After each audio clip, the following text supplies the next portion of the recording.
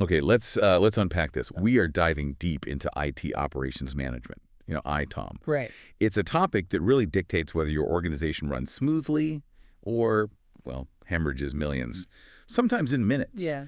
So if you are preparing for a major meeting on efficiency, maybe, or just curious about how these huge global firms sometimes trip over their own technology, this deep dive is definitely for you. The stakes couldn't be higher, really. The Uh-huh. research we looked at details how flawed ITOM practices aren't just, inefficient. They are actively draining fortunes, Effectively draining, yeah. often because of shockingly simple, preventable errors.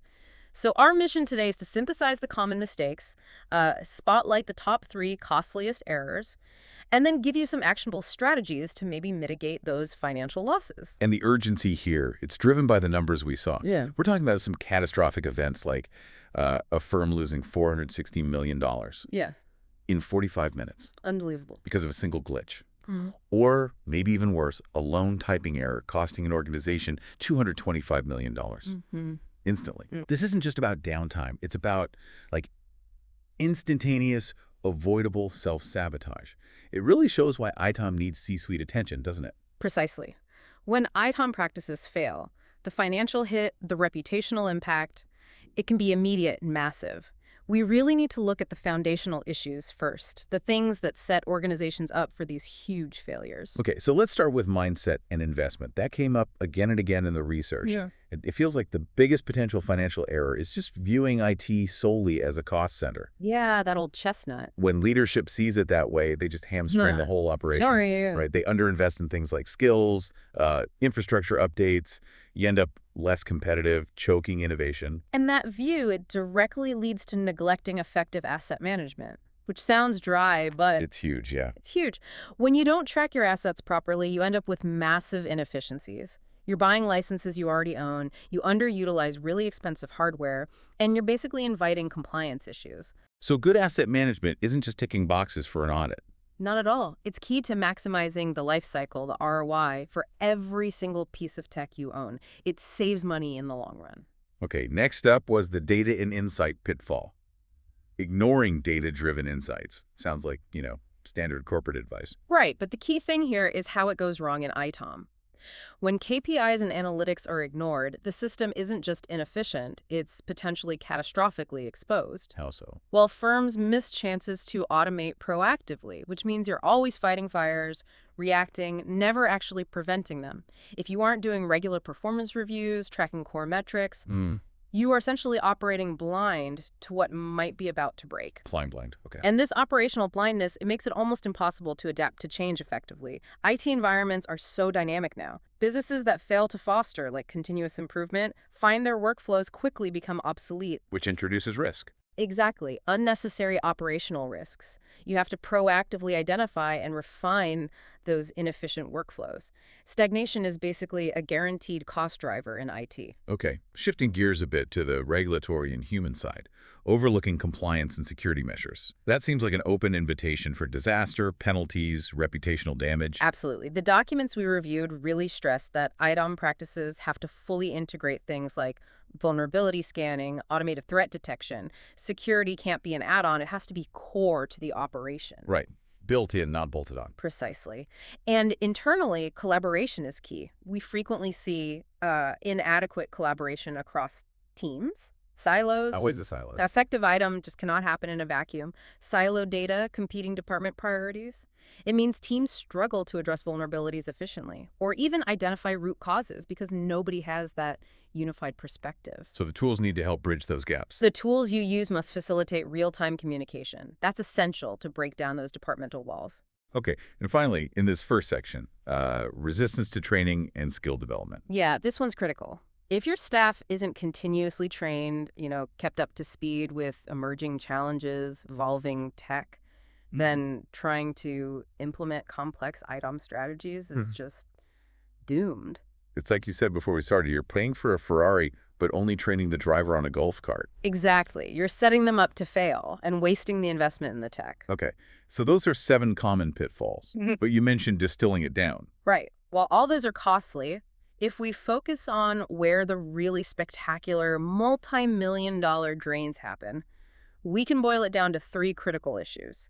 These are the ones that significantly impede efficiency and just swallow resources whole. Okay, let's talk about the big three drains then. What's number one, the most frequent source of, let's say, spectacular failure? Number one is pervasive lack of visibility. It sounds like a problem we should have solved ages ago, right? You'd think so. But the reality is disjointed systems, limited monitoring tools, they still create these massive blind spots in complex environments. And this severely delays detecting critical issues. Which immediately bumps up the cost. Immediately compounds the financial impact, yeah. The key failure is organizations not getting real-time, end-to-end insights into their IT environment. It makes effective decision-making, especially during an incident, basically impossible. Okay, but if real-time monitoring is the obvious answer, why are these huge multi-billion-dollar firms still running so blind sometimes? Is the cost of true integration really seen as higher than the risk of, say, a $300 million outage? Well, often the resistance isn't just cost. It's usually cultural and organizational, which conveniently brings us straight to number two, siloed data and teams. Back to the silos. The systems are siloed because the teams are siloed. When data ownership and responsibilities are fragmented across different departments, you inevitably get inconsistent data, duplicated effort. And no single source of truth. Exactly. Total inability to build a holistic view of, say, the customer experience or the overall system health. You simply cannot fix what you can't see together. So integration isn't just about linking databases. It's about forcing that cross-departmental collaboration for a unified view. So that organizational complexity, that lack of connection, breeds potentially catastrophic financial waste. Okay. And what's the third critical drain? Poor change management practices. This is almost a guaranteed source of operational disruptions and increased risk. How so? When organizations lack robust, structured processes for implementing change, even seemingly small changes, it often results in poorly executed updates. These disrupt services, significantly increase downtime. And, a change management process that just acts as a rubber stamp, that might actually be worse than having no process at all, because it gives a false sense of security. Right, a sort of checkbox mentality without real rigor. Okay, this is where we need to connect the theory to. Wow. The tragedy. Pure change management sounds kind of administrative, doesn't it? It does. But the consequences aren't minor. They can be spectacular. And that's what we see when we look at the real-world costs. Starting with, maybe, the sheer terror of simple human error. The Mizuho Securities case back in 2005. Oh, yeah. A staggering loss, $225 million. And the mechanism was terrifyingly simple. Just a typo, A single typing error entered during a trading operation. It wasn't some complex cyber attack, just human friction in the system. That case just screams how ITOM systems need guardrails, automated checks, to minimize reliance on manual data entry, especially in high-stakes areas like finance. And the simplicity of failure, it goes beyond finance, too. We looked at the NASA Mars Climate Orbiter failure in '99, a $125 million mission lost. Because of units. Yeah, because one team used imperial units, another used metric units in the programming. It just underscores that precision in ITOps is absolutely non-negotiable. Unit inconsistencies, tiny coding errors, they can be just as deadly as a major software bug. Wow. Okay, and then when you combine potential human error with the total failure of testing processes, get the Knight Capital catastrophe in 2012. Oh, Knight Capital. That was monumental. They lost, what was it, $460 million? In 45 minutes. 45 minutes. Because trading software that had just been updated wasn't rigorously tested before they pushed it live. Oof. That massive, rapid loss just hammers home the critical importance of a structured, rigorous release and testing pipeline. You just can't shortcut that. We also saw some heavy consequences from poor operational continuity planning.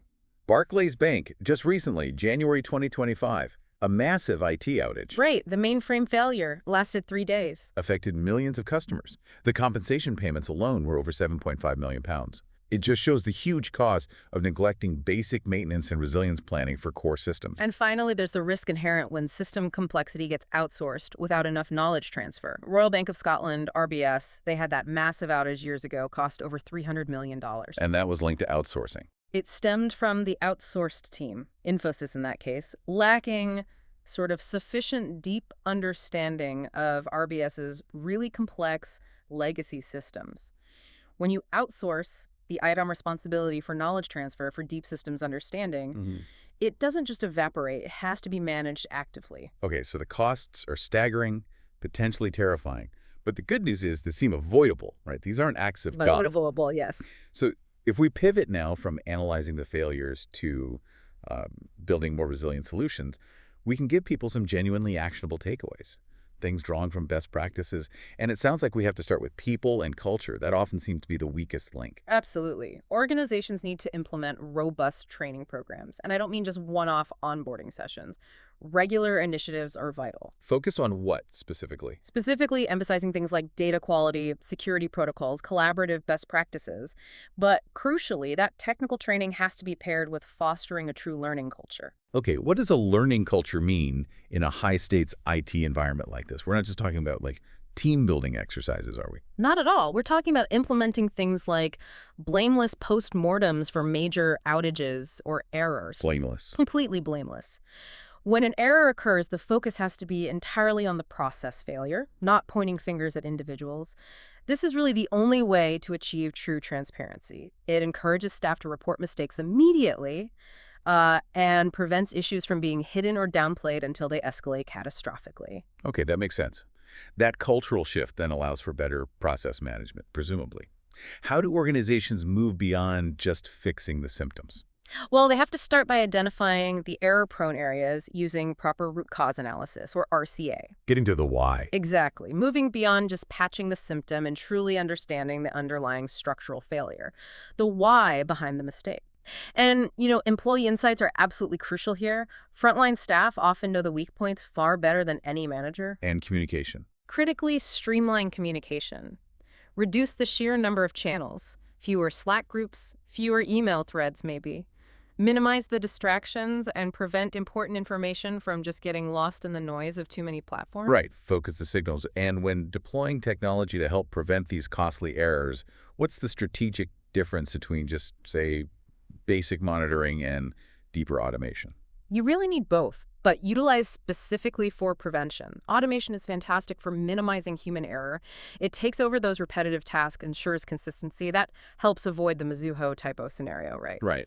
But that automation must be governed by true real-time monitoring systems. Systems that continuously track data quality, look for anomalies, unexpected deviations. If a trading algorithm suddenly starts losing $10 million a minute, The system needs to know that's not normal. It needs to report that anomaly to the right human, or maybe even have rules to shut itself down immediately. That requires real-time insight that goes way beyond simple, is it up or down, status checks. that proactive prevention, that intelligence, seems key to avoiding those multi-million-dollar flash failures. Absolutely. And finally, let's touch on that change management process again.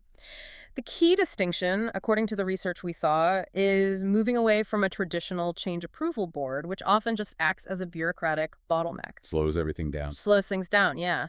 Moving towards a highly structured, maybe even automated peer review pipeline for standard low-risk changes. You reserve the slower human-heavy governance only for the really high-risk major shifts. That makes sense. Frees up resources. It does. And it allows the organization to manage expectations better, facilitate user adoption for changes, and ensure resources are allocated realistically for genuine success, not just ticking the change box. Okay, so let's try and synthesize this. To really boil it down, achieving true ITOM efficiency, it seems to require balancing the technological tools, sophisticated automation, real-time monitoring, with those essential cultural shifts.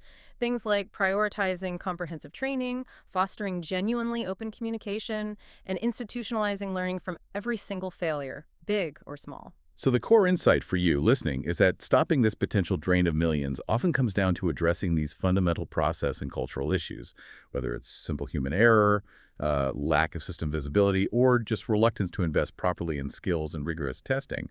The fix usually lies in prioritizing structure, transparency, and resilience, maybe over sheer speed or just minimizing headcount costs. Exactly. And that leads us to our final provocative question for you to consider. Given the absolutely vast financial damage that can be caused by seemingly simple errors like we saw, a typo, a unit conversion oversight, how effectively is your organization viewing IT not just as a cost center to be minimized, but as a truly strategic asset for prevention and overall organizational resilience?